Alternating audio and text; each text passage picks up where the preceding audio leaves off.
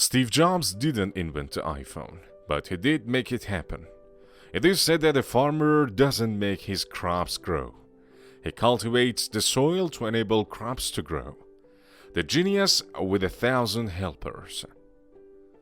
In his seminal work, Good to Great, Jim Collins discusses a leadership technique he calls a genius with 1,000 helpers.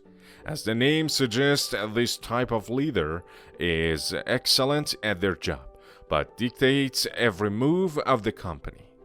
Yes, this leader may be excellent, but by making all the decisions, she denies the company leaders the opportunity to grow. In addition, when this leader moves on, she leaves a huge void in experience and makes it near impossible for a successor to succeed. When you think of a company like Apple, it is inextricably linked with a genius with 1,000 helpers, Steve Jobs. Steve Jobs didn't invent the iPhone. Brian Merchant, author of The One Device. The security story of the iPhone debunks the myth that Steve Jobs was the genius who dreamed up the iPhone. In his brilliant work, he uncovers every element of the most impactful invention of our generation. The front stage story, a master storyteller. Jobs was a master storyteller. He had the credibility, eccentricity, and ability to deliver a streamlined, brilliant story.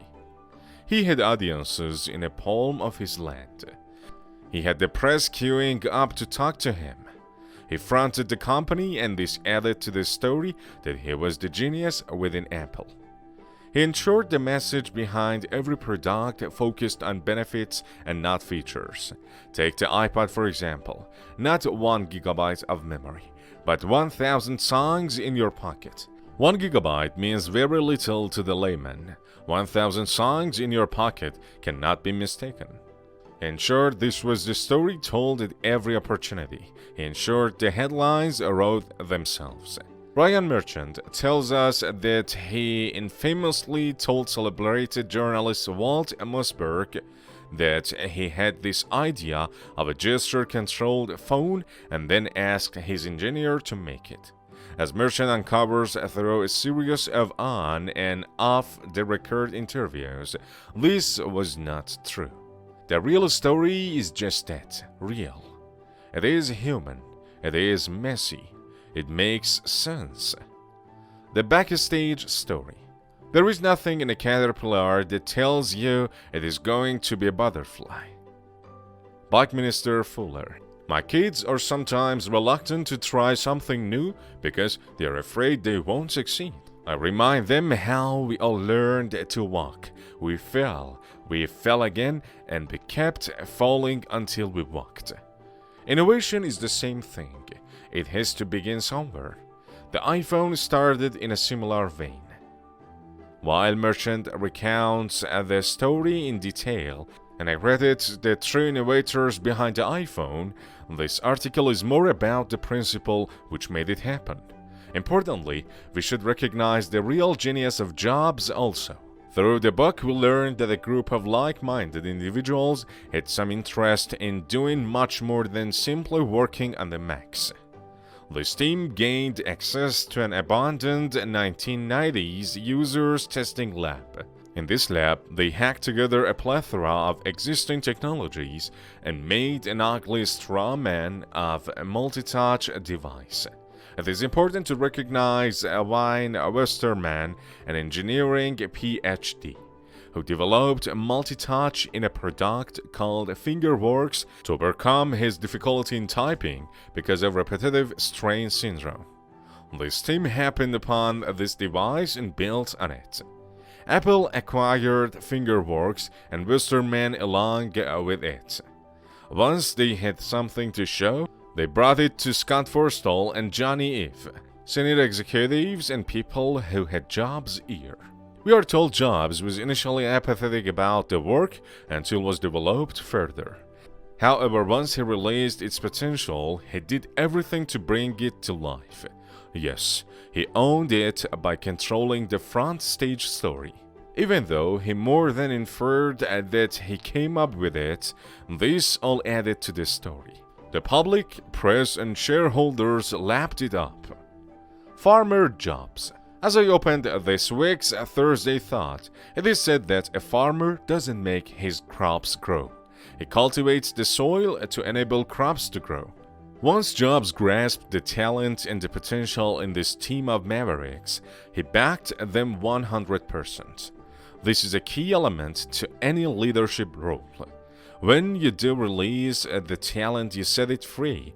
You give them time to experiment, to fail, to walk, fall, walk, run. Jobs gave permission to Forstall and his deputies to pluck the brightest and the best to assemble a crack team to work on the iPhone. The high level of secrecy all added to the legend. Being asked was to be invited behind the curtain to be part of a secret club, although some Apple execs claim this was just Jobs' paranoia. Lessons for business and leadership. The current buzzword in business today is transformation, accompanied by big data, digital innovation, and a few other similar such words. The current trend is to go all out and create a digital innovation lab. Often, in fact mostly, such initiatives fail. Why? Without a company-wide bought into, agreed-upon North Star, most innovation initiatives are orphaned from any bigger direction. Most experiments, even as we saw with Apple's iPhone, were orphan projects. Yes, they succeeded, but only because of Jobs' vision. I'm not one for lists, but here is a concise list of requirements. A North Star. This is a unifying meaning and purpose that acts as a beacon for any company. And company activities should align to this. Once in place, all experiments can be measured off this. This would have made the work by the original iPhone Maverick group easier to get condoned and blessed. Collaboration. Once a North Star is established, leaders need to enable and encourage collaboration through the sharing of information, knowledge, and best practices. A curious and growth mindset. This is a people thing. This takes a real skill to hire such a people. Unfortunately, due to a poor education system which celebrates a collection of knowledge over collection of knowledge times experience, such people are rare. A culture of creativity. When you understand that Jobs fast-tracked innovation when he saw it, you have to admire that. I don't know if there was such a culture in Apple at the time, but the team that sparked the process should be emulated and encouraged and rewarded. I feel this was the sacrifice they made for the bigger story. They sacrificed their acknowledgement, and this is important for so many of us, often more than monetary gain. Bravery. Leading this way takes bravery. It is hard for companies to give bandwidth to senior executives to focus on the future of the company when they are so busy in the present. This takes bravery. The leader needs to manage the board and middle management and just make this happen. By having a company-wide North Star, it makes the rest of the company understand an innovation team are in flow with the rest of the company, and so they are enabled and not blocked. A helper with 1,000 geniuses. Finally, and often overlooked, is that the genius usually doesn't lie within your company. It is just not nurtured. It has nowhere to prosper. If anything, the iPhone story tells us this. The company was awash with genius, and once Jobs recognized and has cultivated the soil so it could flourish. Leaders should be chief helpers and nurture success rather than claim it.